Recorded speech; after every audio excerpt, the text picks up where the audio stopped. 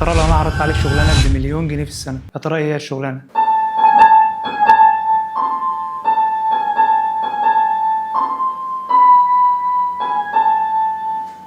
جامد.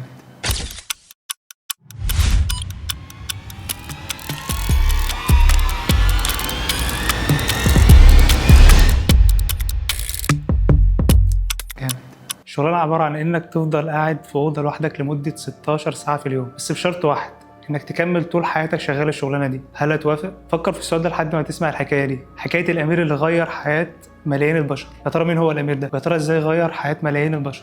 الحكايه كلها بدات من 2500 سنه في قصر كبير جدا لملك على جبال الهيمالايا. الملك ده مراته حلمت ان في فيل صغير لونه ابيض نازل من السماء، فضل يقرب يقرب يقرب منها لحد ما دخل جواها، وبعدين صحت من الحلم ده. لما سالت على تفسير الحلم ده قالوا لها انه قريب جدا هتخلفي ابن، والابن ده يا اما هيكون امبراطور عظيم يا اما هيكون زاهد وعابد. فالملك ده فرح جدا وقرر انه ما يكونش اب عادي، قرر انه يعمل كل حاجه يقدر يعملها علشان يخلي الابن ده هو الامبراطور الجديد. وفعلا بنى سور كبير جدا حوالين القصر بتاعه، وجهز القصر بكل حاجه ممكن الامير ده يحتاجها، والقصر كله جاهز لاستقبال الامير الجديد. وفعلا كبر الامير وحواليه خدم وكل طلباته من قبل ما يطلبها مجاب. لكن المفاجاه ان الامير ده كبر وبقى شايف ان حياته ملهاش معنى، وحس ان كل اللي ابوه بيقدمه له ملوش معنى، بقى مغرور جدا ومفيش اي حاجه بتعجبه. علشان كده هرب من القصر عشان يعرف ايه الحاجه اللي ابوه منعه من انه يعرفها طول عمره، واللي ممكن يكون منعه عنها هي سبب تعاسته واحساسه ان هو ملوش معنى او ان حياته ملهاش معنى. وكان فاكر ان هو هيعرف يلاقي معنى حياته لما يخرج بره القصر او يعرف ايه اللي بره القصر اصلا. وهنا كانت نقطه التحول في حياته كلها، لما شاف لاول مره في حياته شخص عجوز ظهره متني ماشي ومريض جدا. وهنا كانت نقطه التحول، لما شاف اللي عمره ما شافه، شاف الناس وهي بتموت بعض علشان الاكل والشرب، شاف الناس وهي تعبانه، وشاف الجنازه اللي كان فيها شخص ميت، شاف الفقر وشاف المرض وشاف خيبه الامل في وشوش الناس. رجع لابوه الملك وبدل لما يشكره انه منعه من الصعوبات والحاجات الصعبه اللي الناس بتواجهها في حياتها دي، لام عليه وقال له ان هو السبب ان حياته تعيسه وانه حاسس انه ملوش معنى في حياته. حاول الملك ابوه ان هو يفهمه انه عمل كده علشان مصلحته وانه كان خايف عليه، لكنه ما استناش ان هو يفهم وهرب من القصر، لكنه قرر انه ما يرجعش القصر تاني غير لما يعرف ايه معنى الحياه. وهنا تبدا المرحله الثانيه في حياته، المرحله اللي كانت عكس الحياه اللي كان عايشها جوه القصر، حياه صعبه وقاسيه كلها معاناه. وده كان بمزاجه، لانه كان فاكر انه لما يشوف المعاناه اللي الناس عايشاها هيفهم معنى الحياه، لكنه كان غلطان، لان بعد ما عدى سنين كتير جدا اكتشف ان هو ضيع وقت كتير في الفاضي، وان المعاناه لو ملهاش هدف او غايه يبقى ملهاش لازمه، وان السر مش في المعاناه نفسها، لكن السر هو بيعاني عشان خاطر ايه. وعلشان كده اول ما فهم النقطه دي قام منفض نفسه وفضل ماشي لحد ما وصل تحت شجره وقعد تحتها وقال لنفسه انا مش هقوم من تحت الشجره دي غير لما اعرف اجابه للاسئله بتاعتي، ليه في معاناه وليه في ناس بتتعب وناس بتمرض، ليه لازم نتعب في حياتنا كلها. وفعلا فضل تحت الشجره دي لمده 7 أسابيع لحد ما وصل للمرحله الثالثه في حياته، وهي مرحله الاستناره او الفهم.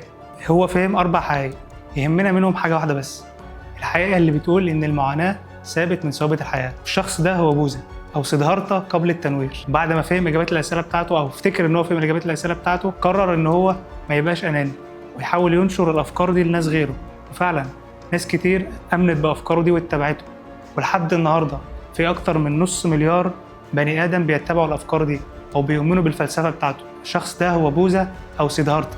بس يا ترى ليه حكايته عايشه معانا لحد النهارده؟ وليه مارك مانسون بدأ الفصل الثاني بقصه بوذا؟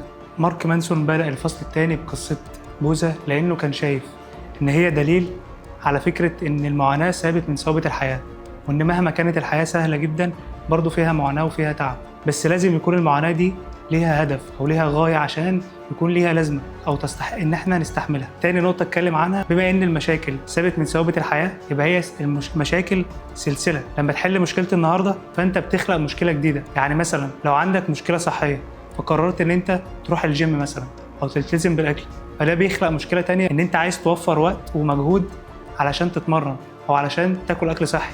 او مثلا لو عندك مشكله ان انت وحيد فقررت ان انت تحل المشكله دي، فده بيخلق مشكله جديده ان انت عايز تتعرف على ناس جديده، تستحمل ان العلاقات في الاول لازم تبقى صعبه، لازم تستحمل في الاول عشان تحل مشكلتك الاساسيه. ثالث نقطه اتكلم عنها ان السعاده مش في ان احنا نتجنب المشاكل، لكن ان احنا نحل المشاكل دي، لان اصلا المشكلة مهما سيبناها لفترة طويلة فهي بتكبر، لكن حلها إن إحنا نواجهها وما نحاولش نتجنبها. تالت نقطة اتكلم عنها وهي المشاعر أو نعمة المشاعر، وقال لك إن ربنا ادانا النعمة دي وهي عبارة عن إشارة من الجهاز العصبي علشان تعرفنا إن في مشكلة لازم نحلها.